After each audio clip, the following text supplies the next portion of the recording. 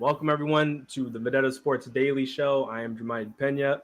With me on this beautiful Friday, at least over here on the East Coast, Matt, the man, Hannah fan. Didn't even try to make it a bar, but you know what? I'm feeling good today. I'm feeling good. I know. But yeah, we got a lot of NBA stuff to talk about today. Matt, how are we doing today? It's beautiful outside on my end. I could see the sun blaring through your spot over there. Yeah, it's nice where I'm at right now. I live on the West Coast. I'm a West Coast merchant. These last I'd probably say the last week and a half, the weather hasn't been great.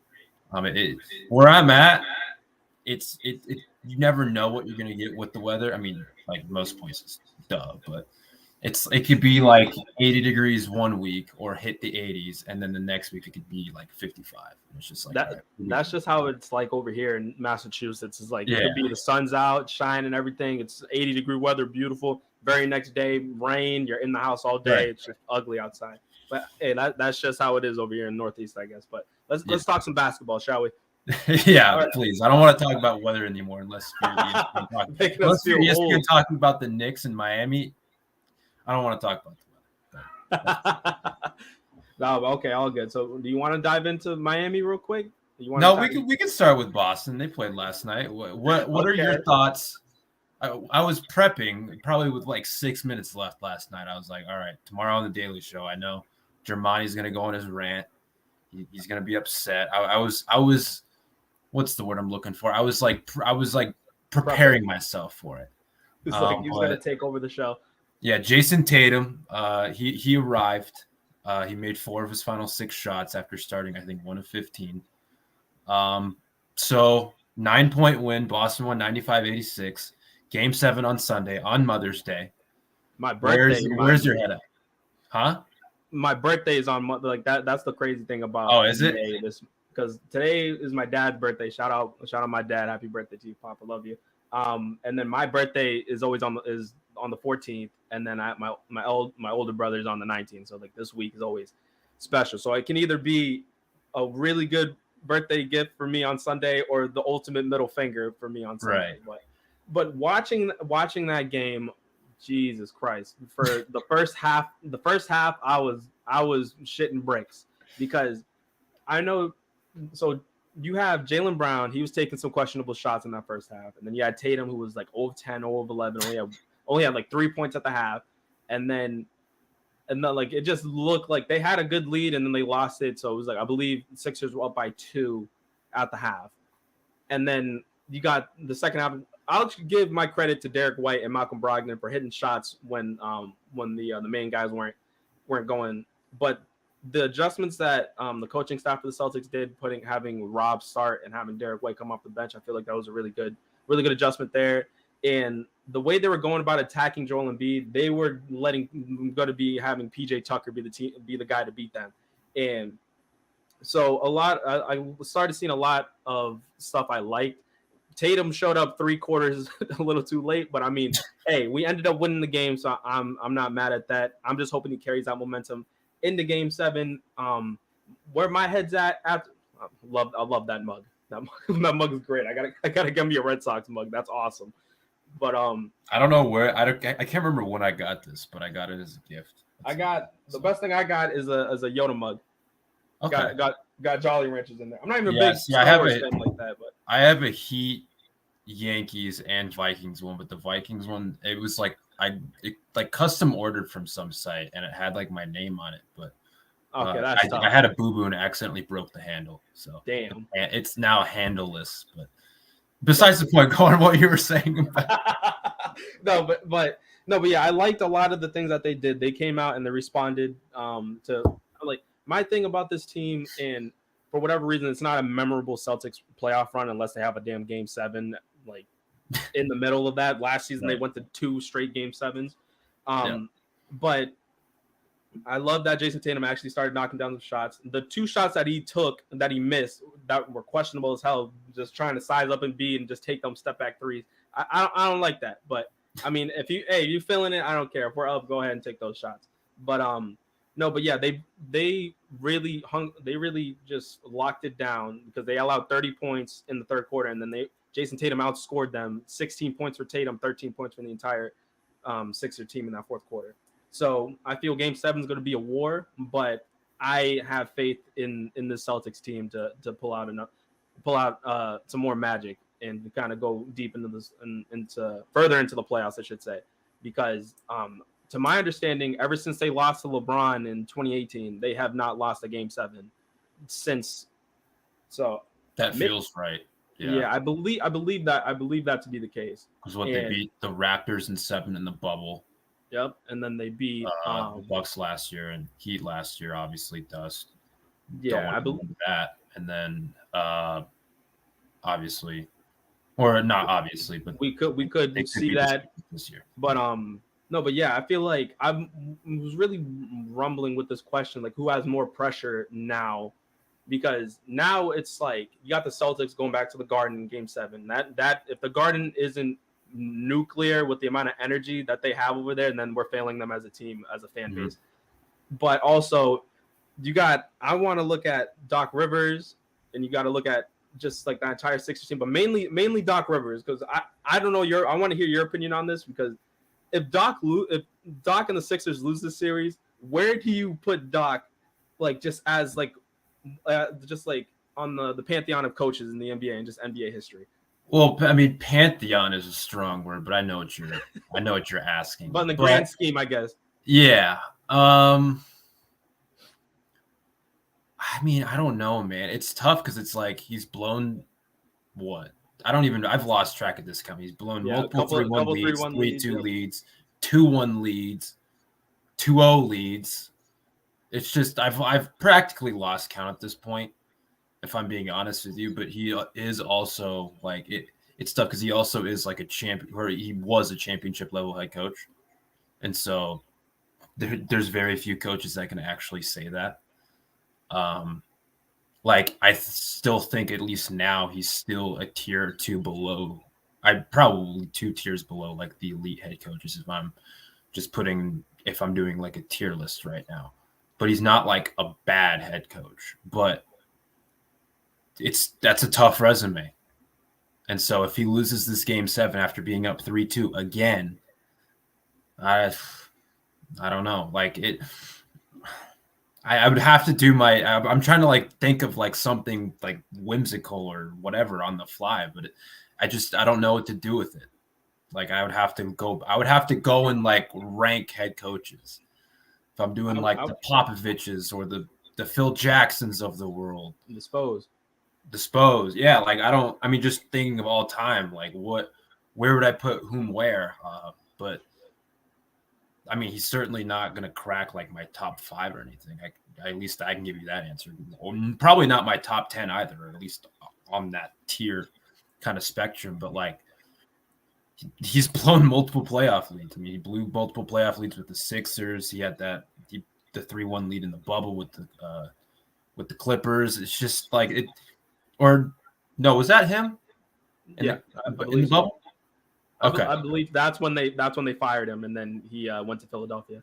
Okay, got it. See, I'm losing track of my years now, but because for some reason I was like, wait, was he in Philly then? No, that was still. I think that was Brett's last year. Yeah, in Philly, but I mean, he'd probably be outside of like my top 10. I mean, I wish I could give you a better answer, but I honestly. You can't lose a Game 7 you can't lose a Game 7 if you're either team, because again, Boston was 2 games away. They were up 2-1 in the finals last year, and Golden State rattles off 3 straight, including 2 in Boston. And so, like that in and of itself, they were 2 games away from winning the NBA Finals last year. Yeah, there was a pretty abrupt coaching change this year. They lose their top 2 assistants. They lost Damon Stoudemire, and then they lost Will Hardy to the Jazz. The whole Ime Udoka situation is like that completely blew up in their face. And he was a really good coach last year. I'm not going to go into like the personal like allegation side of things, but he just from a basketball standpoint, he was really good last year, and he definitely impressed me. I mean, he was an assistant in San Antonio and in Brooklyn. Yeah. He was that tough guy, that hard ass, that that no nonsensical guy, but he was also really good at connecting with his players. Just from that standpoint, he was really good. But then you get Joe Mazzulla coming in here, a better roster, I'd probably say. They acquired Malcolm Brogdon in the offseason. They had one of the best 8-man rotations in the entire league. They finished second in the East after kind of battling with Milwaukee for that top spot all season. And then now we're running into a situation where they completely fumble. What was it? It was game 5. Yeah, they completely fumble game 5 at home. They come out probably the most lethargic effort that I've probably seen from a team that played a game 5 at home in recent memory, at least. But that's besides the point. But regardless, and then of course with their backs against the wall for the second consecutive year against a good, I would say, good Sixer team. I'd still think Boston's better, but a good Sixer team, and then. You get this one after Tatum just had a completely dog shit shot making performance. But he did rattle off 16 in the fourth quarter, something like that. 16 in the fourth quarter, hits those 4 threes in the final 4 minutes, and we're just like, what in the hell just happened? I prepped for like a Germani like Tatum, what the hell, dude? Like type rant. And of course I was just saying to myself when I'm watching this game, being like, what? Like, is Tatum gonna make a shot? And he makes one, and it's just like, okay, he's now 1 for 11 or whatever it is, but he's not even getting by like Georges Niang, and it's just like, what's going on here? He has that weird decision where he's on the fast break. He's practically running by Embiid, stops on a dime, shoots it. I can't remember if it was Melton or Maxey or whomever it was, nearly blocks his shot. So then he passes off to Harden, who's at half court, trailing the play, and it's just like, oh my God, like Tatum is in his own head. This is like, you just see it unraveling, and I could just imagine what you're going through, being like, oh my, like, I was losing my mind throughout that like entire third quarter. So when they were battling throughout the third, I was like, turnover. Driving quick turnover. I'm like, you can't be serious. Like, if I was on the courtside, I'm going like this every time. Yeah. You know, so I was like, my problem is that it was like it was the same mistakes. And to be honest, Philadelphia could have absolutely capitalized on that, and they could have. Philadelphia wasn't making shots either. Yeah, so it was like they were missing plenty of open threes. Exactly. So it was 81-83 for like 3 or 4 minutes, and they were having so many opportunities to go out on the break.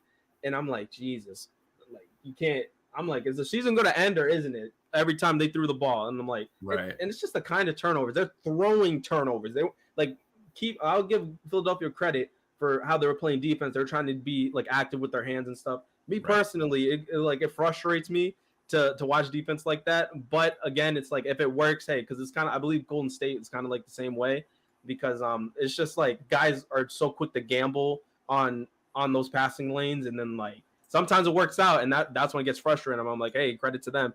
But yeah, like, Miami does that. Yeah, looking at Philadelphia, it's like they played like going down the stretch, they were playing desperate. Even I believe game 4 was it game? No, actually, yeah, I believe it was game 4 when they won by 1. They were playing desperate. It's just the Celtics couldn't hit shots in game 4. Obviously, Marcus Smart missed that open 3. Before at the end of regulation, but it was just like these guys were so quick to just try to gamble for a steal, or though, like, it's just like the way they were playing defense. It's like, I feel the Celtics can capitalize on that, and if they capitalize on like the way they were doing, obviously they just gave Jason Tatum the ball and let him go to work. But like, in the sheer fact that I haven't seen Jason Tatum pop off for like an entirety of a game, I need to see something different in game 7. You cannot, it's in your own building. You want us to bring the energy. You cannot go scoreless damn near for the first 3 quarters. And credit to the rest of that team, because any like other teams around, they probably would have started folding. You know, so like it's a credit to that depth that they have, like with Brogdon and White coming off the bench, and then the energy that Rob was showing, guarding up Embiid and helping out. But like Horford has to play better. Like, ever since like that talk with the reporter, I believe he had like one good shooting game, and then he went 0-7 in game 5, and then I believe in game 6, I'm not sure how well he his numbers look. But 105. I'm like, you got to play better. And they were running a 7-man rotation, I believe. Yeah, like they stopped. So I'm like, it was Brogdon and White. Yeah. So Game 7 is gonna be fun. I just have complete faith in this team. I got no choice. And so I'm either gonna be one of the happiest people come Monday morning, or I'm gonna probably lose my mind. But yeah, I feel that's gonna be like just the most that's definitely the biggest game of the postseason for them right now, obviously. Right. Well, yeah, obviously. To Al's credit, at least in games 6 and in game 4 specifically, but I probably would say throughout a fair majority of this series, I just all things considered, I thought he's done a good job defensively on Embiid. I mean, yeah, there's times where he picks up the bad fouls, and it's just like, okay, like you're going up against. Yeah, when they're going in the lane and like just throw their arms up. Yeah, like sometimes, I mean, yeah, I don't want to say you have to live with it, but sometimes it just happens. But like to his credit for being as undersized as he is, I think just throughout the last several years, in summation, he's done a pretty good job defensively on Embiid. But I do like throwing Rob in there. I mean, Rob finished a plus 18 yesterday.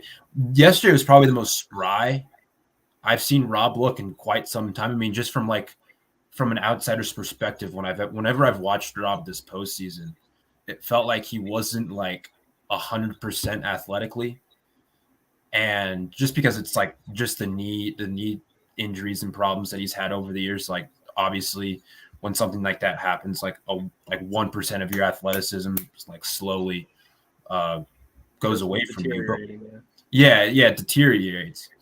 And so like yesterday was probably the closest I've seen him look to like fully healthy Rob, just from like an athletic standpoint.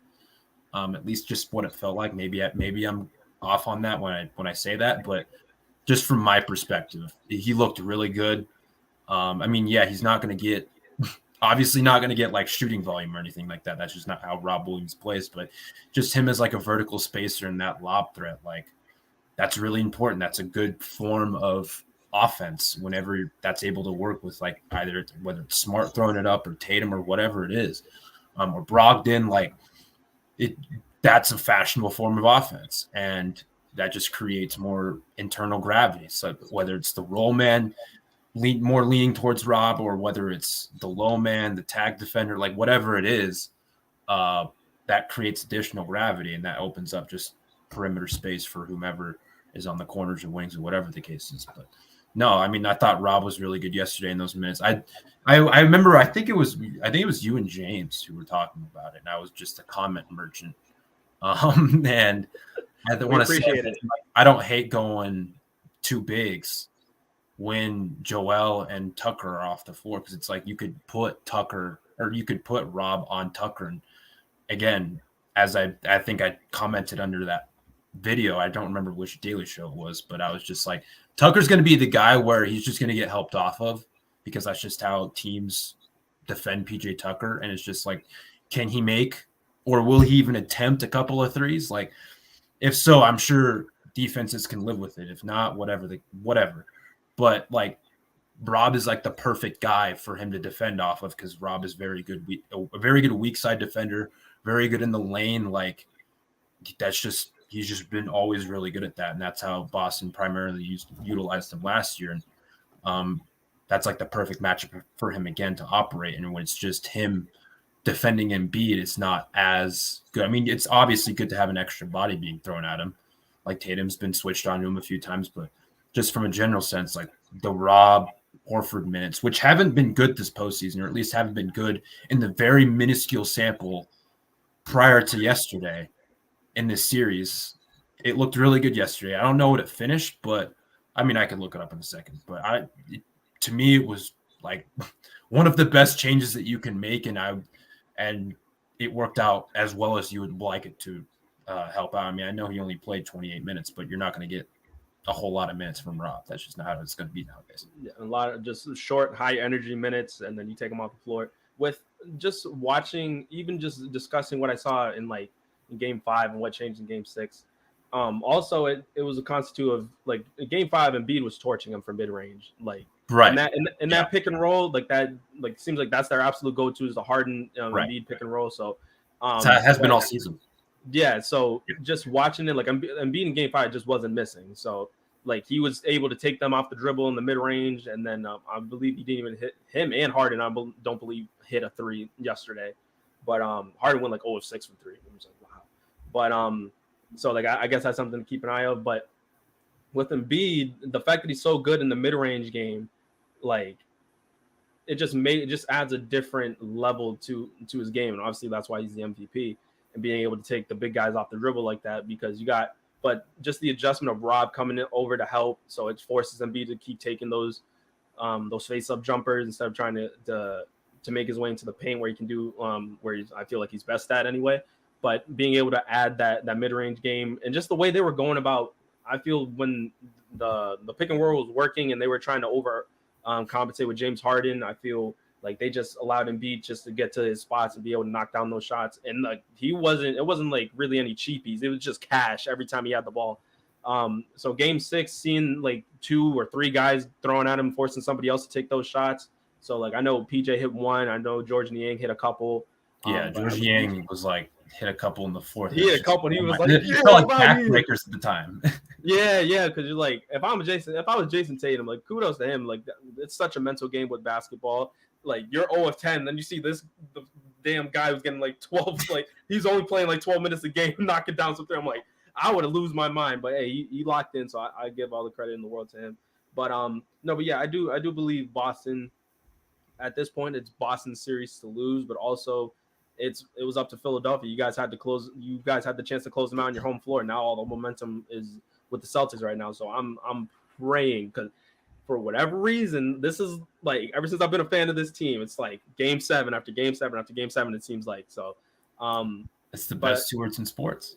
Yeah, I mean, it's fun to say it when I guess your team isn't there, but I mean, yeah. I mean, well, again, from an outside perspective, yeah, game 7. I want to see a game 7 every time with the playoffs. Right. But when it's my team, I'm like, no. But right, I mean. Yeah. I guess we just gotta wait to see how things change up on May 14th. Don't launch my shit on my birthday. I'm just asking, please. Don't like. I'm trying to enjoy the day. I want the day to end. It actually depends, I believe, with the Golden State and LA, depending on what time that the Celtics game 7 would be. Because I believe if Golden State and Lakers go to game 7, then they get the 3:30 slot, and then Celtics are at 8, I believe, on Sunday. Wow. But okay, I didn't know that. Yeah, I just looked at on Instagram when I was just hanging around. But got it. But yeah, I guess we can kind of shift gears. I want to talk about your Miami Heat. I want to talk about I want to hear what's no one wants to talk about them, man. No, also, by the way, I looked it up really quick before we move on. In 19 minutes yesterday, the Rob Horford lineups finished a +9. See, I'm going to need all hands on deck for game 7. The Smart, Brown, Tatum, Horford, Rob lineup finished a +12 in 15 minutes. I would say this is that even though, like, just like you said, game 7 is the best 2 words in all of sports. For me, as an outsider, yes. As an outsider, yeah. I'll even agree with that sentiment because, like, there's nothing like the feeling of game 7. You're like just stressed the entire day until the clock starts ticking. But yeah. My philosophy is, even when talking about the Warriors and Kings series, is like everything else that happened, all the stats of like the Celtics leading by this many minutes throughout the entire series, and like and you had the Sixers only leading for like 15 minutes or something. Like it was a huge discrepancy in terms of who had the lead longer. But all these extra stats and all that stuff, it all comes down to the 48 minutes between those lines, and I need that. It's the best 48 minutes that both teams are gonna have to play, because I feel like the game is gonna be amazing, but it's just a matter of who wants it more at the end of the day. Right. I mean, because it's like when you get later into a playoff series, and specifically a game 7, like by this point, you know the plays and the actions that the teams are gonna run. You know the matchups that you want to go with. It's just a matter of like, okay, how are you able to execute in the half court? Are you able to limit the mistakes that you're able to make, or not able to make, but like are you able to limit mistakes, turnovers, fouls, like whatever the case is. And like, yeah, there's obviously randomness to it, but it's just like by this time, again, you know the scouting reports, you know which tendencies certain players have, again, the 3 or 4 or 5 pet actions or pet sets or whatever the case is that teams want to go to. And it's just a matter of executing and who steps up when. And that's what makes it all fun in the end. Because again, like you get something like last year where I'll use Grant Williams as an example in Game 7 against Milwaukee. He turned into like Klay Thompson, like Game 6 Klay Thompson. It was just like, whoa, this guy has how many threes? Yeah, I believe he went like 11 for like 20 something or something like that. Something I don't even remember. Yeah, it was something stupid. I can tell you that. But it's just those like random kind of moments that like, all right, who's able to step up when the lights turn brightest? And there's nothing like it. At least, again, from an outsider's perspective, I sure shit hope my team doesn't have to play Game 7. And they might if they lose tonight. But that's right. They are playing tonight. I mean, do you want to deep dive on what you saw in game 5, or do you want to swing over? Well, no, I mean Game 5. It felt like the most. I think I put in our Slack chat the most regular season ass heat game probably so far these playoffs. And well, it's just from. I'll start with the shot making. Miami went 13 of 43 from deep. They are now shooting 31% in this series. It looks like what I saw in the regular season, at least from like a 3-point shot making perspective. And I expected it to regress a little bit after the Bucks series when they shot 45% and just couldn't miss. Like whenever Kevin Love or Kyle Lowry or whomever was getting the ball, they were putting them up and it was going in, fortunately. But in this series, it's been almost the exact opposite, especially in Game 5. Because again, when you look at like the quality of looks that they were getting, they were open looks. 36 of their 43 shots from beyond the arc were either wide open or open per NBA.com tracking data. And that means the closest defender is within at least 4 feet away from the shooter. That's a high, like you go 36 of your 43 attempts are from deep. Like the league average is probably like in the high 30s or in the 40s for teams who make those shots. And for Miami, they only made like 35% of those shots. All 13 of their makes came in those situations, but regardless, you would hope to make a higher percentage of those threes. And it's like Kevin Love went 0 of 7. Like I know the one guy, the couple of guys who were actually making shots were Duncan, Max, a little bit. Caleb had a few in the late in the third, early in the fourth. But like as you have it pulled up right here, like Kyle Lowry was 2 of 8. He was getting good quality looks. Kevin Love was 0 of 7. He was getting open looks. Gabe Vincent was 0 of 3, and Gabe has had a pretty rough last 3 games, but a fair amount of those were decent looks. Like it's not like New York is defending Miami to where it's just hard closeouts and they're having to make contested 3-pointers. It's like, no, New York is packing the paint whenever Jimmy has the ball. I think that part at this point's known. And they're making Miami shooters beat them. And Max came out with the quote this morning being like, if they keep giving us those looks, they're going to be playing with fire. And to a point, I agree with them. But like this entire season, Miami shot 34% from deep in the regular season. They were the 4th worst 3-point shooting team in the league. Well, in the first series, it was the exact opposite. It was what happened last year in the regular season when they shot like 38% and led the entire league in 3-point shooting. And so it's just I mean, I wish I could give you a better analysis of like, okay, what does Miami need to do to win this game? Well, make fucking shots. Excuse my French, but just make sometimes it's that simple. Like, or at least make your open ones. Like, I mean, of course, Jimmy. Game 5 was the first time that Jimmy looked relatively human this postseason. I mean, he was good in Game 4. He had, I think, like 27 and 10. I mean, it hasn't been like the completely FU.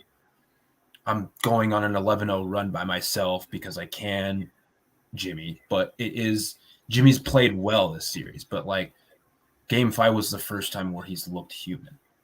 And I say that from the perspective of he had a good game, I would say, but it wasn't like he never fully established himself as like I'm taking over this game. I mean, he had a few buckets here and there in the fourth quarter. He had that, I can't remember who it was over, that one crazy layup where he was falling to the ground and just hoisting up with his left hand. He had a jump shot, I think, on the right corner. Pull-up jumper that he hit. And it was just like, okay, like maybe Miami can cut into this lead. And remember, they were down 19.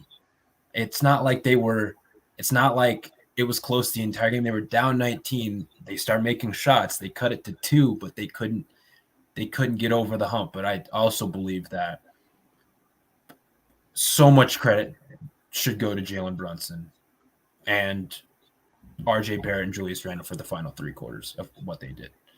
Jalen had 38, I think 9 and 7 or something like that. He was phenomenal. Like every time Miami tried to build a run, at least late in that game, it was either Brunson getting in the lane, knocking down a floater, or he was getting a layup at the rim. Like he was really good. He was really good, plain and simple. He knocked down a few 3-pointers late. Like he was really good. Like, and he's a really good player. Like it's not something that's completely just abnormal for Jalen Brunson. Maybe not that entire stat line. I don't know, but like he's been really good this postseason. He's just a really good player. And he's kind of the guy that he's the engine to their offense. And like Julius Randle, when he wasn't playing ISO ball in the first quarter, like they had a dog shit first quarter. New York did. Miami was up at one point, 24-14, but then they rattle off like an 18-2 run or 16-2 run, whatever it was. And all of a sudden, Miami's looking in the rearview mirror trying to catch up. But like Julius Randle, when he wasn't playing ISO ball in the first quarter, he was knocking down shots and he was making good decisions. Like there were times where he was getting in the lane, he was getting surrounded by 2 or 3 bodies, and he's like, oh, RJ Barrett's wide open from 3. I mean, yeah, Miami hasn't respected RJ's jump shot all series, and they're not going to tonight. But he was knocking them down, and so it was just like, oh, well, I guess you just kind of have to live with that. I remember on Twitter, I've been on this after each game about like how, because what Miami wants to do is they want obviously to prevent the paint touches from New York. I think I've talked about this with you a little bit before, but like New York generates a lot of their offense just by getting paint touches and either finishing in the lane, offensive rebounds on either short or long attempts, or just kicking out for an open 3 or whatever the case is. And Miami's made them a jump shooting team throughout these last 6 games. I mean, they struggled a little bit in game 1, at least at the start, because Jalen, Josh Hart, I think it was RJ was getting into the lane. Like there are multiple guys getting into the lane, but Miami really adjusted and they were mixing up coverages, at least on their back line, and they were keeping like Jalen Brunson, they were keeping RJ Barrett out of the lane. Like there's been times where they're running into like 3 or 4 bodies at certain times, and it's just like they've done a really good job with that. And so they made them a jump shooting team. And I was tracking all of like their games where they're shooting 10 plus feet from the rim. And it's like, I think heading into heading into game 5, it was like in the low 30s. I can't remember the exact percentage. I know they shot 35% in game 4 after shooting like 23% in game 3 or something like that. And then last night, or again, I keep saying last night for some reason, not last night, game 5, they shot like 45% on their jump. They shot 18 of 40 on jumpers 10 feet from the rim. It's like, well, okay, they knocked down the tough ones. They knocked down the open ones. They were knocking down shots that they probably shouldn't make, just given the shot quality of each attempt. So, but I mean, a lot of credit goes to them for at least having better games. I mean, Julius Randle's had struggled throughout his postseason career. He struggled at multiple times this series, especially in game 4, where he just turned into a mental head case after the first 5 minutes. And same thing. I mean, RJ has struggled at times too. He struggled a lot in that Cleveland series. He's been better this series. He's knocking down certain shots at certain points that Miami's giving him and willing to give him because he's not the best jump shooter. And so, again, credit goes to them. I mean, they out-rebounded Miami 50-34 on the glass. I didn't love Miami's effort in that respect either. They were getting plenty of second-chance points and plenty of second-chance opportunities in the second half, and that was also infuriating with some of these late runs that Miami's trying to put together. But then you get, like, an Isaiah Hartenstein put-back dunk, and it's just like, all right, what are we doing? Like, and I mean, Mitchell Robinson made 4 of his final 5 free throws or something like that. It's just like, yeah, if that's happening, it's not our night, respectfully. But No. I will ask you, do you think, like after seeing what happened in Game 5, do you think they respond and they close the series out tonight? I think they do. I think inherently role players play better at home in a playoff series. I think there's some merit to that. Again, Gabe has struggled the last few games. I don't think that can be ignored, at least from an offensive perspective. Defensively, he's made it harder for Brunson, but Brunson's still going to get his because, again, he's a really good player. Like pressing him full court, making it hard for him to trying to wear him down. I mean, Brunson and Grimes played a full 48. I don't know if that's going to happen again, but who knows? My goodness, I didn't even realize that. Oh yeah, my God. They never came out. And Grimes is also, give him credit for how he played defensively on Jimmy in the latter stretch of that game. He was also really good. He had a couple important steals that led to points. And so that can't be ignored in a game where it's so tight in the final 6-7 minutes. But regardless, like inherently role players play better at home. I don't love how Miami's played these last 3 or 4 games, just from like the process isn't bad, but then the end result is like makes you want to rip your effing hair out when it comes to like they're getting decent shot attempts and they're getting it's not like whether they're getting into the lane or if it's swing open 3 or whatever the case is, like the quality of shots aren't bad. And when you're super reliant on the 3-point shot, that's not the best offense in the world. But I don't think they were incredibly reliant, at least outside of game 2 when they were without Jimmy. But I mean, I think they bounced back, but I mean, who the hell knows, dude? Like, again, New York's really good. I don't want to take anything away from them. I mean, they made it here for a reason, and they had a really good regular season. Obviously, they've underperformed this series, and I think Miami has underperformed too. So I'm not trying to take anything away from the Knicks. But they're beatable. We've seen that multiple times already. But at the same time, so is Miami. And at half the time, it feels like they're beating themselves with how they shoot. But yeah, I think they bounce back. But knock on wood when I say that, because it just comes to shot. Like honestly, it comes to shot making. Like who's making the most shots. Like even in games 3 and 4, Miami didn't shoot the lights out, but New York just shot a little bit worse. Pretty even shooting splits, but Miami just shot a little bit better than them.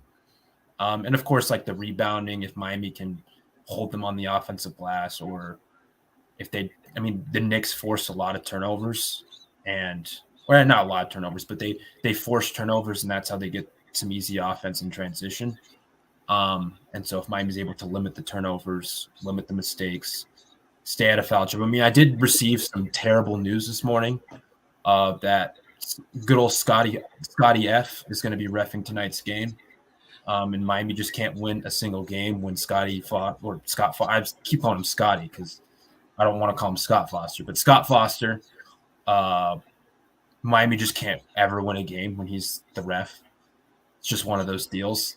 Not to say if Miami makes actually some shots, they can win this game. Play the referees out the game. Right. Like I don't want it to be the situation where it's a 2-point game late. Someone picks up a soft foul or whatever it is, and it's just like, oh, it's good old Scotty F. But yeah, that was tough news to wake up to. But regardless, I think they do bounce back. But again, man, Miami's lost several playoff games at home in closeout situations in the past, aka what happened to your dumb team last year in Game 7. Miami lost 3 straight at home in the postseason. So it's just like, man, at this point with this team, if they make like some shots, just please. If they do, they'll win. This team is much better, obviously, when they make shots. I would say with the leadership of Jimmy Butler being in Miami, and this is just coming from an outsider's perspective because, excuse me, but with like I feel Jimmy's gotten them mentally. Like I feel like Miami's a mentally tougher team than New York. Because I think they are too. I just can't get over the fact that Julius Randle said what he said in that press conference after Game 4. It's like you can't say something like that. And it's like he responded though. Yeah, absolutely. But it's like you can't do like I believe he hasn't like I believe when he had a down season, I believe last year, he was saying like the same kind of thing. It's like you don't want that out of your star player or one of your star players to be like putting self-doubt, because how can we be invested as a fan base into you if you're not even going to be believing in yourself? But I mean, yeah, exactly. They responded, and I feel that it's good. Like Game 6 is probably going to be I'm definitely going to be sure to try to go and check it out. But I'll be rooting for your Miami Heat. I mean, the last thing that I want, I mean, I think a little bit, just going back off of the Jimmy thing a little bit. I don't know how much of Game 5 and what we've seen just from like an explosive movement mindset standpoint. I don't know how much of it is the ankle. I mean, he seems to be moving well to me, but not. You can clearly see it's not 100%, and I don't think it's going to get any better over however many games they play over the rest of this postseason. That's just how rolled ankles or sprained ankles, especially when you're putting that much mileage on it for someone who's 33 years old and who's had multiple ankle injuries in the past. Like, I've seen Jimmy roll his ankle probably like a half dozen times since he's been in Miami already. And usually if this was the regular season, he would be out probably a week or two. Like you'd be out for a stretch of games, but this is the playoffs and he only missed one. Albeit he did have 5 days rest, but still, like I don't know how much of all of this is like how much of this is the ankle or not. I honestly can't tell you that. I'm not a doctor. But I mean, I'm hoping for tonight when his number is called and I'm saying like I trust him to make the right decisions. I thought he made the right decisions in terms of like kicking out to an open shooter, even though they weren't making shots. But I think he was making the right decision, and that's what he said after the game. He's just like, he even said he's just not a scorer, but like, I mean, it's Jimmy being Jimmy. He's never going to truly admit that he's a scorer, that he's going to put up however many points it is or whatever. But I mean, they don't give him Jimmy G buckets like that nickname for no reason. So. Right. Or playoff Jimmy. Like he's denied the playoff Jimmy multiple times. He's like, no, it's not a real thing. It's like, no, I would say there's some merit to it. But like, I don't know how much of it's the ankle, but I'm hoping and I trust him once if the time is called, when his number's called, that he's going to step up. I mean, I thought he was good defensively in game 5, but in terms of like, again, establishing himself as like, I'm taking over at least for these specific, like these couple of minutes. You never really felt that from him. Yeah. And hopefully if Miami needs it late in the game, I mean, I'm guessing this game's going to be close. The betting line for all my degenerates out there, I think it was 5.5 heading to today, but I still think it's going to be a close game, dude. It's Scott Foster, bro. Like whenever you know a referee's nickname, especially, or not just an extender. Yeah, when you know the referee's name, just first and last, it's probably a bad sign. But then when you're nicknamed the extender, that's tough. And so again, I'm hoping it doesn't come to that, but knowing my luck, knowing the Heat's luck, it might. I'm not trying to wish bad juju on him. I don't want to do that. I felt like for a moment last night, I almost jinxed Garrett via the Vendetta social media. Thank God I didn't. But yeah, I think Miami does, again, for the 10th time. I think Miami closes this out. I mean, I sure hope you're right, because we could be in for a stressful weekend for you and me both. Oh, yeah. I mean, Miami played their Game 7's on Monday. Yeah. So I guess a stressful start to your week, if anything. Yeah. But I don't need to go on the Daily Show on Tuesday and say Miami choked up a 3-1 lead to Bagdonis, who's a Knicks fan. I just don't want to do that. Oh, my goodness. I don't want to do that. I mean, hey, Bagdonis, if you're watching this, I hope you're doing well. I hope you're having a good day. But I hope my team beats your team within these next 2 games, please. That's gonna make for that's gonna be must watch, depending how Tuesday If it goes to a game 7 anyway. It might be must watch. It's gonna be me cursing this team out for 45 minutes. I don't know. Oh man, but at least you know what team is not gonna have to worry about any of that? Phoenix. Well, I thought you were gonna say Denver. I guess Denver too. They don't have to curse anyone out. Phoenix might have to curse a whole lot of people out. I don't know. Yeah. So I would say in Phoenix, so they ain't got to worry about the playoffs no more anyway. But fair enough. Yeah, I would say that. But yeah, I probably should have said Denver in that situation. But I know Jerry and Garrett are probably jumping for joy. Yeah. Absolutely. The way it's just the crazy thing is because we can talk about Phoenix and like where do they even go from here in a little bit, but I give because holy crap, the damn Nikola Jokic is just disgusting. Like he may not be the flashiest player. He may not be like a lot of people's top 5 favorite players in the league or something like that, unless you're a Denver fan, obviously. But it's just he's gonna get his, and I probably should switch over to that other box score, and since we're you're talking. Yeah, no one wants to look at Jalen Brunson's Game 5 box score anymore. At least I don't. Personal okay, let's bring it up here. But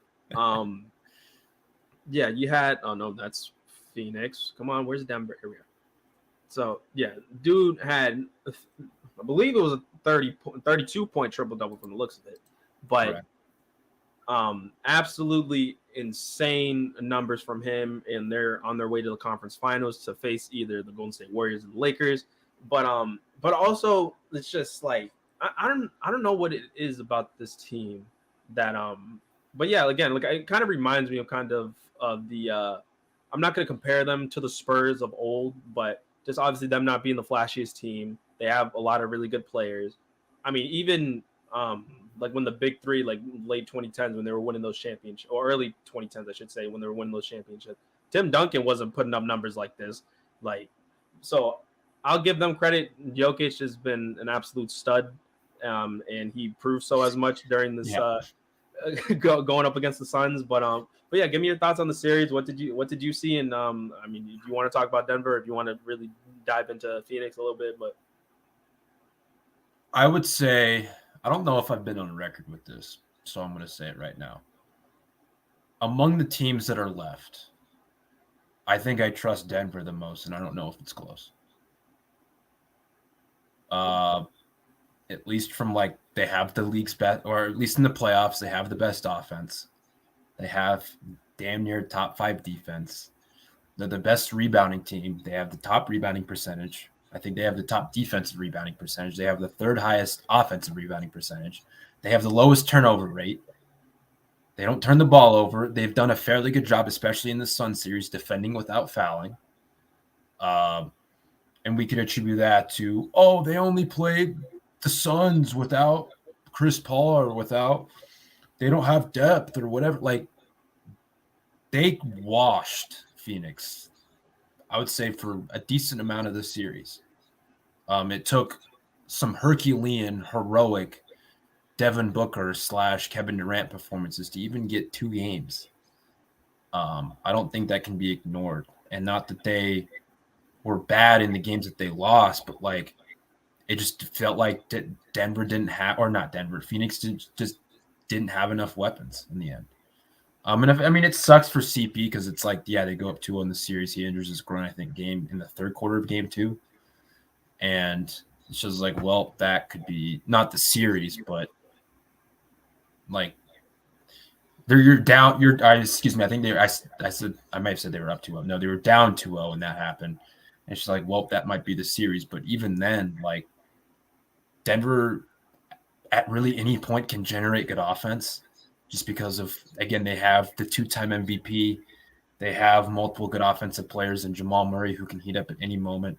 I know there were times he struggled shooting from deep this series, but KCP, who I think had 21 yesterday, he was really good on both ends. He was very crafty around the rim, especially in transition. He was awesome. Michael Porter Jr., he's not putting up the greatest stat line or whatever, but he can definitely go on a heater for 3 to 4 minutes in a game. Aaron Gordon's been one of the best, I think, more underrated defenders that we've seen these playoffs. I mean, if you go back and watch everything that he did on Durant, like you made Durant work for everything. And he was really good.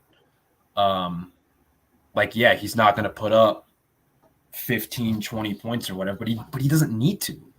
Like that's the thing. Like he doesn't need to be hyper efficient. But then they have like the Bruce Brown minutes off the bench that you're going to get something good out of, at least defensively. The Christian Brown minutes, who I've been very impressed by as the season's gone along with him defensively. And then like they're winning the Jeff Green minutes at center, and that's like the funniest part about all this. I don't know. At least they were at the beginning of the playoffs. I don't know if they are now necessarily, but shit after yesterday, they probably still are. But like it just feels like they're like everything's clicking for them, and they just look. I mean, I don't think it's. I think it's a pretty objective take to say that they look like the best team in the postseason, at least for the teams that are left right now. And again, I'm not sure how close it is, but for me, I trust them more than I trust practically any team left. And I'm saying that above a Golden State team, yet while they've struggled this year, have won 4 titles in 8 years, and a Lakers team that has LeBron James and Anthony Davis, and when both of them are at least healthy, at least Anthony Davis, they can obviously beat anyone in a 7-game series. They can beat Denver. I'm not ruling that out. And then, first they have to get there. And then I'm saying that over, of course, obviously, a Boston team who, just been shaky at times. I think you would like to admit that a little bit. Absolutely. Sometimes it's a little bit shaky, but again, they have plenty of playoff pedigree on that roster. And then, I mean, the Philly team, I just can't trust Philly all that much, if I'm being completely honest with you. I think that's very fair to say. And then a Miami team who has made a championship within the last 3 seasons, has some championship pedigree on there, especially with their veterans, Kyle Lowry, Kevin Love. Again, Jimmy's been there. He's dominated in the playoffs. He's had plenty of playoff experience, obviously, and among plenty of other players. And then the Knicks just don't have much experience in the playoffs, and they'll get there. You have to take some bumps on the road. Hey, heck, they might win these next 2 games. I don't know. Hopefully that doesn't happen. I hope I just didn't put that in the air on air. But like I just trust in. I mean, the Nuggets again probably don't have plenty of playoff pedigree either. Like that's fair to say. And so they might hit their bumps along the road within this next series. But right now, just from what I've seen, I just think they're the best team. Like, I don't think that's crazy for me to say. Sorry, that was me going on a 20-minute rant for no.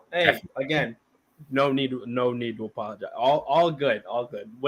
With the Denver, I can agree with that. I won't fail to admit that like the Celtics team should be playing a lot better than they have been the last over the course of the postseason and all that. But just to focus on Denver, it's like arguably have the best player in the postseason right now in Nikola. He showed as much with that Game 6 closeout. He averaged 34, 12, and 10. I think it's either these playoffs or this series. I'll look that up. Either way, he was given Ayton that business, and he was giving that whole Phoenix Suns team that business. I think it was this series, but yeah. Yeah, so Ayton can be that like a whole different story and just all that stuff going on. But but with Denver and with Jokic, I feel like this is, and I even did it with McGinnis when I was doing the brackets and stuff. I had Denver going to the finals. I had them going all the way to the finals. And I was just like this team, and it showed what I was initially speaking on when it came to this Phoenix Suns team, was that how was the matchup with Ayton was going to be with Jokic, and how was the lack of depth for that team since trading for Kevin Durant was going to be. Devin Booker was awesome the entire postseason. He was awesome. So phenomenal. Credit to him. But it's just crazy how they go out for lack of a better term, go out sorry. Like last year, they get torched by the Mavericks in Game 7 on their own home floor, and then you got that iconic photo of Luka staring down Booker at the free throw line, and then the very next year lose by I believe like 25 or something like that to Denver. But absolutely, like when it comes to like a safe bet to like with all these other series getting extended, like Knicks and Knicks and Heat. You got the Celtics who just won yesterday, and Golden State pushing it to a game 6 now, I believe. Then right. So yeah. But like Denver was the only team to kind of like shoot down that at that point. Like those like players can have a great game in the postseason, and then there's closeout games for me. So like you can have a good game or you can have a closeout game. And Jokic had himself a closeout game last night. So all the credit for Denver. I can see them going even getting past the conference finals. Again, I had them going to the finals. So for me at this point in time, it doesn't matter who they face. I would want to see the Lakers face Denver just to get that rematch from the 2020 bubble when the Lakers just pretty much mop the floor with them. So, right. But a few years removed, so I'm just curious to see. But again, can't count Golden State until they can't count out Golden State until they get eliminated from the postseason. Yeah, I don't know, man. The corgi with the ball. Maybe Golden State's coming back with 3-1. I don't know. Like I'm wondering if the NBA is trying to make that become a reality. I think they would love to see a Warriors-Lakers Game 7, but listen, man, why have Scott Foster officiating tonight's dumbass game when you could just have Scott Foster officiate Lakers Warriors? I would much rather have that, but that's neither here nor there. But I would say go on. I mean, just to discuss with like the Warriors and Lakers, like. I feel if the Warriors were to advance, like come back from 3-1 and advance to the conference finals, like it showed me a lot when a dominant big man goes up against Golden State. That's when they start running into problems because you see when Anthony Davis is on the floor, he put up like he had himself a really solid like point and rebound game. I want to say he had a 2020, but I may be wrong because I might have just been thinking of another LeBron performance. But he's had multiple good games this series. No, but yeah, like you got like if Anthony Davis is on, you got Kevon Looney on him. You have Draymond, but it's going to be interesting. And it sucks to say that about Draymond because keep in mind, like if Draymond Green's a good player for what he provides. Like I think for that team he provides so much.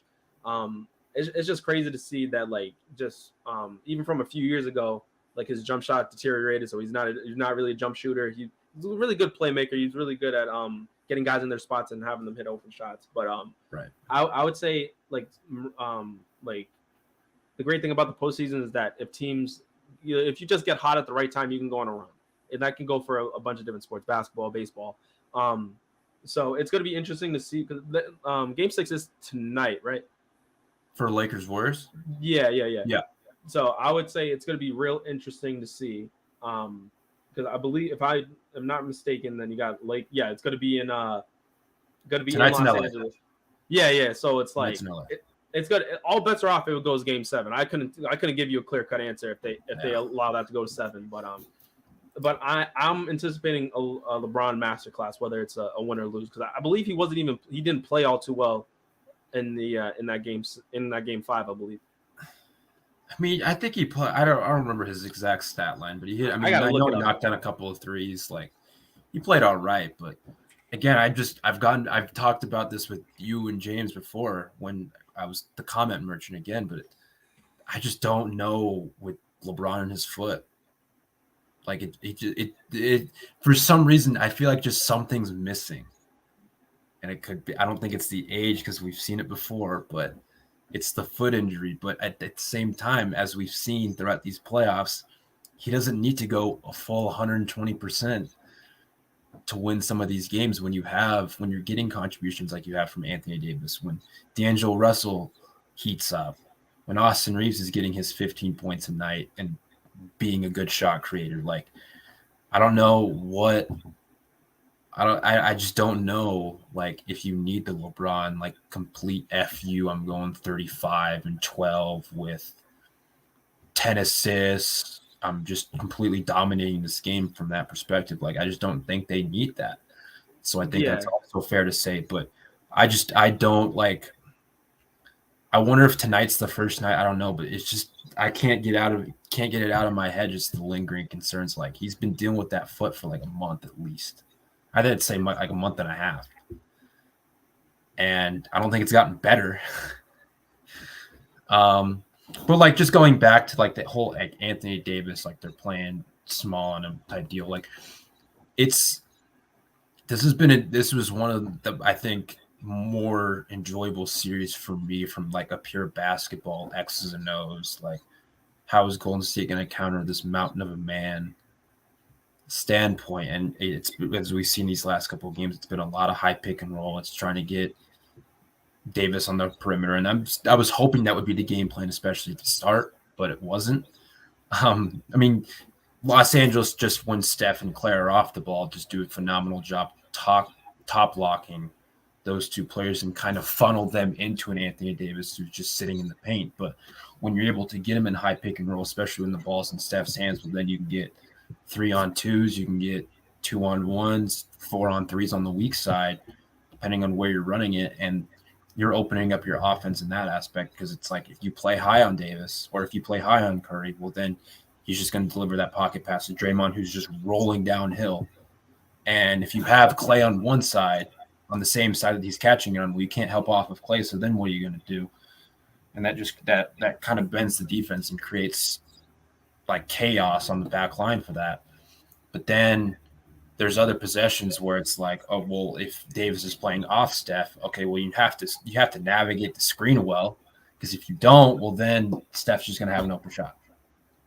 Like, it's been a game of chicken this entire series when it comes to that, whether it's on the ball, off the ball, or whatever it is. And like Clay's cooled off these last couple of games, but tonight's game 6, Klay Thompson, don't forget that. So I don't know. I won't spoil anything, but that's why Degenerate Better Me bet is over on the points. It was 20.5.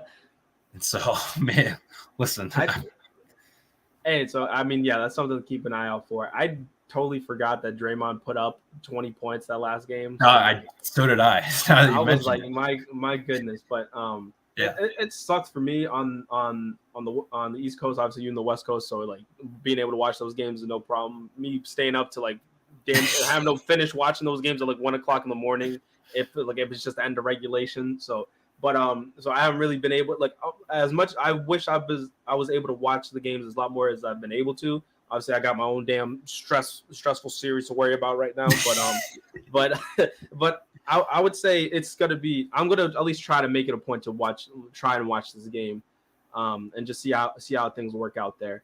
But yeah, I feel like I think the Lakers will probably be fine with Draymond Green putting up 20 points, but it's like, you gotta make sure like this, if you guys are going to win the series, this is the game to do it. I wouldn't want them to go to game 7 because, again, I said, all bets are off at that point, and I honestly couldn't give you a clear winner. Like, I mean, I guess it's more fun for the rest of us because, just more basketball teams, Steph battle LeBron, but it's just hard. If it goes to 7, I honestly don't know what to say about either team really, because, again, I can't ever count out Golden State at this point.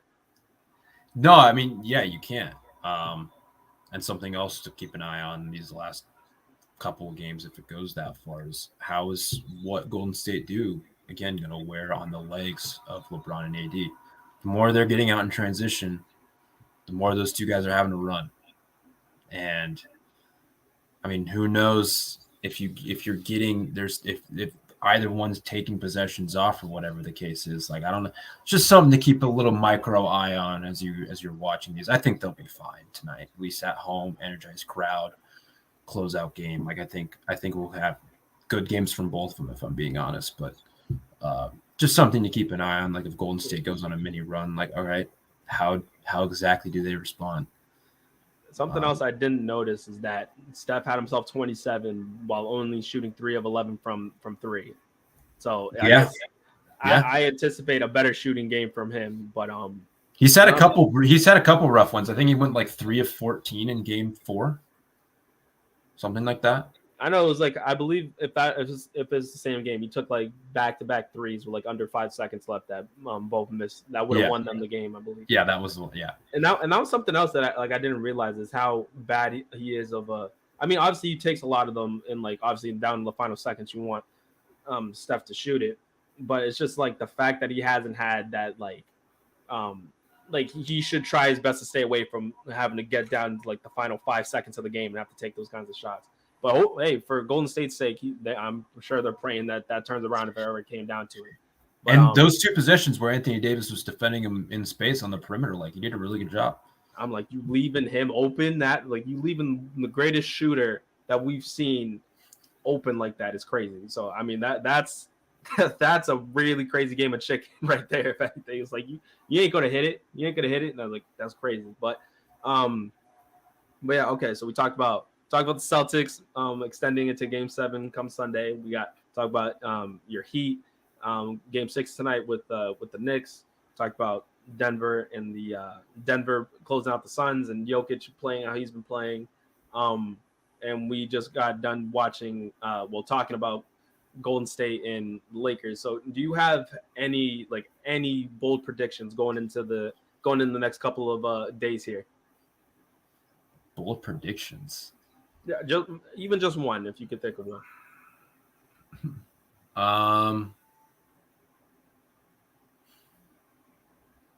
Man, that's a good question. Like, I'm trying to think of all right, who do I think? I mean, because I think it's not chalk, but I think Miami wins tonight. I think Boston wins on Sunday, and I also think I mean, I guess the biggest one I can give you is I think the Lakers, Golden State goes to Game 7. I feel actually I that's the one I most believe that. I still think there's probably a good chance that LA wins tonight. Obviously, because they're at home. But I think that's the series among that and my dumb Heat team. I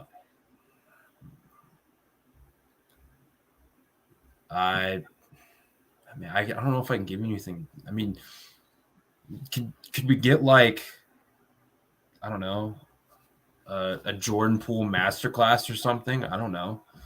I think with Golden State, who's going off? I'm trying to think of. I was trying to think of do I have any bold predictions for who's going to win these games? But it's I don't think I can come up with any. So you're just saying Jordan Poole has himself the game of his life. Something obscure in one of these games with one of these players is going to happen, and it's wait, Jordan Poole went for 27. Like what? I don't know. I'm just throwing it out there. It's a bold prediction. It's a bold prediction. I would say this about Jordan Poole since you brought him up, and this is a hot take for me. Obviously, They extended him for 4 or 5 years, a lot of money. I feel because we've seen clips, and obviously we don't know what's happening behind the scenes and all that stuff. We only can speculate. If Golden State loses and he played like garbage, they're probably gonna look to trade him. I mean, they're probably going to look to trade multiple guys just because of because the financial situation. But he's probably one of them. Yeah, insane. So I would say that's kind of my bold prediction. So he's probably playing for his Golden State career tonight. But just judging by my logic and just my way of thinking, anyway. But okay, so we ran down. Draymond will be a San Antonio Spur next. No, I'm just kidding. Jordan Poole, you are a Spur. You know. Steph, you are a Los Angeles Clipper. No. There you go. I'm just kidding. Don't aggregate that. I would say, we ran through NBA playoffs. We got going to be a lot of stressful coming days for a lot of fans around the NBA. So if you got anything else you want to add in or anything else you want to talk about, I know your Yankees haven't been in the doing so hot, but I mean, if they you want to talk about the red hot Oakland A's this week, man. What are you talking? I'm just kidding. Hey. They swept the best team in the American League West. No. Yesterday sucked, but that's just how it is. Yeah. But all good. Don't have much to comment on that. Hey, you know what? It's all good. It's all good. We got Josh Load, so it's okay. There you go. But okay. All right, but I mean, I'm all good. So you got anything else you want to chime in about? Congrats to Kenley Jansen on getting 400. See, you know what? You more of a Red Sox fan than I am because I forgot. No, don't say that. No. Okay, but no, I would say this about Kenley Jansen just to kind of I guess wrap up everything. But Kenley Jansen this season has been his velocity's been up. The cutter has been disgusting. It's funny just seeing Dodger fans and Braves fans being like, "Where the hell was this? Where's this been all this time?" So I love the acquisition of Kenley. I thought it was finally getting a closer. It's funny how the Red Sox are playing better compared to last season. Now that they have a closer, actually like shut down some games and actually get them some wins. And But just dude. yeah. So I would say like yesterday when they were playing the Braves, like he had his cutter up at like 99 miles an hour. So I'm like, you got to be kidding. Is this Mariano Rivera reincarnated? Or not his career reincarnated, I should say, because obviously let's not. Mo's alive and wide. Say that with Trey on the pod, not me. No, but I would say that I'm just happy to see that he's been playing well. But we can also talk about a former Yankee real quick with Aroldis Chapman actually having a career renaissance over in Kansas City. I was watching Kansas City yesterday, Kansas City, Chicago, because it was just like one of the day games, and they had like 6 or 7 games on yesterday, and that was just one of them in the early mornings. And like every time I look, he's hitting 102. I'm just like what? Like the velocity's been up for him this year, and I mean the results still aren't there to my knowledge yet. At least, I mean, probably closer to what he was, but I mean it's still some hit and miss there. And there's been reports that have come out that teams are calling on him, and I mean teams are doing their due diligence. I mean, yeah, you're not going to really trade now because we're still at least 2.5 months out from the trade deadline, but teams are still going to do their due diligence on Aroldis. And I mean, I'm not the biggest Aroldis guy, but even when he was wearing pinstripes, yeah, I mean, he was too shaky for me. Yeah, there'd be times where he would come in and be like, there would be particular moments where he would have a string of relief appearances where he looked good, but then that could change with the snap of the finger. And I feel like that's how it is for some relievers. Like being a reliever, especially a closer, can be a tough situation, but it was too chaotic and too shaky. And then like the off the field stuff, I was never like a fan of, but that's a completely different. I mean, story. Also like, as a reliever himself, it just felt like, the numbers probably would suggest he was one of the better closers in baseball for probably. But just like from the eye test, 2 to 3 seasons. Yeah, the eye test, it was just it was the weirdest thing with him was if he was sweating his what off, he was actually pitching better than when he wasn't. And so if he was just no sweat, that's when we're sweating. Like, oh man, he's throwing the ball all over the place. Like he'd be hit and miss with this. Like there'd be times where he would just completely lose his fastball, and you could tell within like 2 pitches where it's just like, yeah, he doesn't got it. And you'd have to rely on the slider or at least the splitter that he implemented. I think it was either last year or 2 years ago that he never really used that much anyways. But it was just a lot of like it was just hard to trust him at times. But that, again, that's just the volatility of being a reliever at times. So I guess it's a little bit unfair to him to say that, but it was just too shaky for me, if I'm being completely honest, just from like an eye test perspective. If that's also getting the spoils of having Mariano Rivera be the silencer for the nothing's ever gonna top Mo. There's never. I mean, we can make fun of, or you can make fun of, like, what was it? The D-backs walk off in 0-1 in the World Series, or just like the little moments like that where he's not. I don't want to say choke away a game, but probably choke away. If he's looked at as if the greatest closer of all time can still have a career like he did with those kinds of moments, a part of his resume, I'll take it 10 times out of 10. I even if it means like losing a World Series, so. Yeah. Or even like with the 04 series with Boston, obviously with Bill Miller. Like you have to take the good with the bad with all these players, really. So and it's just like when you're put in so many situations like that, you're bound to have a couple F-ups. But there's just a few of them that like it came at the worst possible time in the biggest possible situation where it's like, well, I guess that sucks. I mean, thankfully I was 1 year old when that happened and didn't know anything. So thankfully I didn't see what happened in 01. Yeah, so you just found out about it years later, though. Yeah. But there's nothing that's ever going to be Mariano Rivera. So absolutely, I feel I'm conditioned to believe that. So just, I would say at least bringing it back to the Kenley's 400 state, I would at least believe before his career's over, because he's 35, and obviously baseball when it comes to ages is weird. He can pitch till he's 40 and be fine. but I would say he probably gets to 500 saves before he hangs it up. At least that's like my bold prediction with him. Hopefully it's in a Red Sox uniform because I just love having him on the team. But no, but yeah, obviously I don't think anybody's ever going to top Mo's I believe 762. I don't think anybody's going to be able to have that long of a leash in terms of being a reliever and just that kind of consistency and having an all-time great cutter like he did. So, I mean, they didn't call him the Sandman for no reason, which was probably one of the toughest nicknames that I've ever heard of athletes get. So, I mean, I remember for string there was a point. It was probably like 2017 or 2018. Like there was the narrative being floated out, like, oh, is Kimbrel gonna get there? Like, look at these numbers and like just do like a side by side comparison.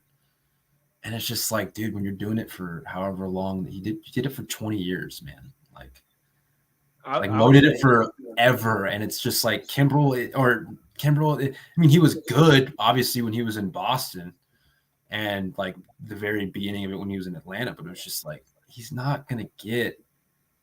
This isn't sustainable, at least I don't think. Especially, but it just also goes to the fact that Mo did it with one pitch. But that's enough Mo talk. Yeah, congrats on.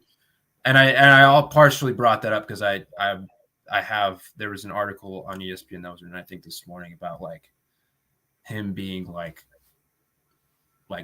down in the dumps / like depressed, like when he wasn't having it. And so let me find the headline. It was like an intriguing headline. So I was just like, you know what, let's bring up Kenley because it's a cool accomplishment. Yeah, it was. Deep down, I wasn't happy how Kenley Jansen has rediscovered himself in Boston. So, I mean, I didn't read it, but it was just like the headline that popped up. No free ads. But whatever. Congrats to him. I'm trying to look like who are the weekend series because I know there was like 2 games yesterday again, as I mentioned before. Boston plays the Cardinals. The red hot best team in the NL Central, Cardinals. The team Absolutely. That I bet on at the beginning of the year to win the Central, Cardinals. Yeah, I don't think they're going to win this series. The Cardinals are. I don't know who the pitching matchups are, but I believe they've been going through. They've just been going through it, and like Arenado's been like just absolutely horrible. I was gonna say disgusting, but I usually use disgusting to say like dude's been amazing. It's been terrible, and believe me, I know fantasy. My God, so I mean, like if anybody, I'm sure he's gonna turn it around, but like this is because he's still slick with the glove, but it's just like how far is it gonna go? Because they have a championship window when you have Arenado and Goldschmidt and those guys. Like you guys are trying to play to compete in October, and you guys are like falling flat on your faces through the first quarter of the season. It's not even that. It's just like the whole Wilson Contreras deal. How like a week ago they came out and just be like, "Yeah, he's not going to be catcher anymore." It's just like, wait, you gave him like 6 for 85, and he's not going to be your catcher after 20 games. Like what? Yeah, he wasn't the best. Like he wasn't the big fish. But. Game caller, or I don't know. I'm trying to think of the word for it, but like, I guess the best defensive catcher or whatever the case is. Like he has the arm. But like, yeah, he was never known as the best defensive catcher. And like, they would have had to have known something before.